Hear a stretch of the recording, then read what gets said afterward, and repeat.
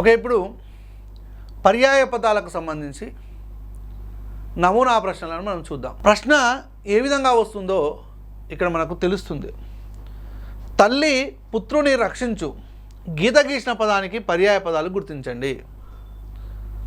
తల్లి పుత్రుణ్ణి రక్షించు, గీత గీసిన పదానికి పర్యాయ పదాలు గుర్తించును అని అంటే అంబా, అంబాలిక. అంబా అంటే అమ్మనే, తల్లినే, కానీ అంబాలిక కాదు. ఈ పేరు అంబా, అంబాలిక అనేది ధృతరాష్ట్రానికి సంబంధించి ఇది మహాభారతకు సంబంధించినటువంటి పేర్లు. కాబట్టి ఇక్కడ అంబాలిక కాదు, కాబట్టి ఈ ఏ ఆప్షన్ అనేటువంటి సరైనటువంటి సమాధానం కాదు. ఇక్కడ తల్లి పుత్రుణ్ణి రక్షించు, మాత ఓకే రైట్, జనని ఇది కూడా రైటే. అంటే రెండు ఆప్షన్స్ రైటే ఉన్నాయి. మరి ఇంకా సి డి కూడా చూద్దాం.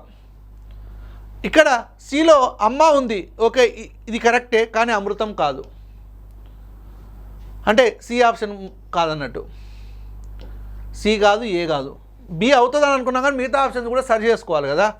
వనిత, వనిత కాదు, వనిత అంటే స్త్రీ, మాత ఓకే.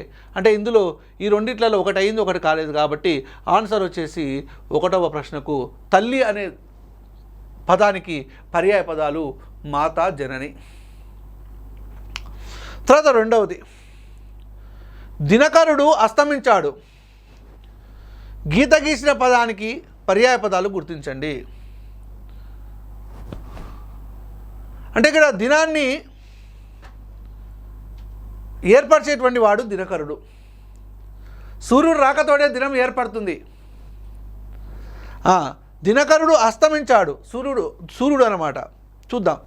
జలది కాదు, జలజం కాదు, ఇవన్నీ జలానికి సంబంధించినవి కాబట్టి సూర్యుడికి ఎలాంటి సంబంధం లేదు, కాబట్టి ఏ సమాధానం, ఏ ఆప్షన్ కరెక్ట్ కాదు. రజనీశ్వరుడు రాత్రి, ఇది కూడా కాదు. రాత్రి అనేది రజనీశ్వరుడు రాత్రి కానే కాదు, కానప్పుడు మరి దీని గురించి ఆలోచనే అవసరం లేదు. సూర్యుడు ఓకే, సూర్యుడు ఓకే. ఆదిత్యుడు కూడా ఓకే, 3వది రైటు. కానీ 4వది కూడా చూద్దాం. మారుతి అంటే కాదు. ఇనుడు, మారుతి అంటే కోతి కదా. ఆంజనేయ స్వామి అంటే ఇది కూడా కాదు. అంటే ఆన్సర్ వచ్చేసి దినకరుడు అస్తమించాడు అనేటువంటి దానికి ఆన్సర్ వచ్చేసి C is the correct answer. దినకరుడు అస్తమించాడు, C is the correct answer. Okay right. ఖగము గగనంపై వివరించింది, గీత గీసిన పదానికి అర్థం గుర్తించండి. పుండరీకం కాదు, పులి. శృంగాలం అసలే కాదు.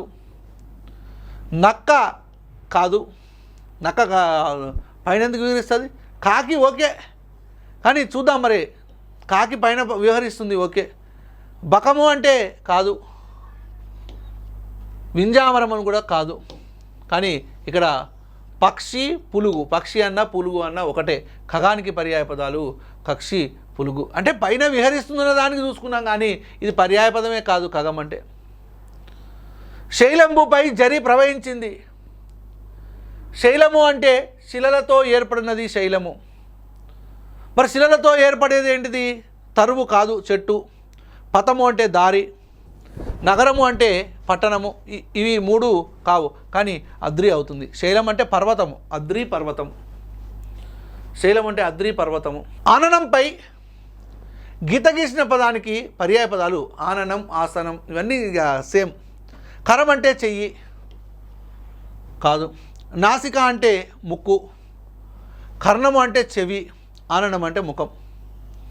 Face is the right answer. పుష్పాల్లో సువాసన ఉంటుంది, సౌరభం ఉంటుంది, గీత గీసిన పదానికి పర్యాయ పదాలు గుర్తించండి.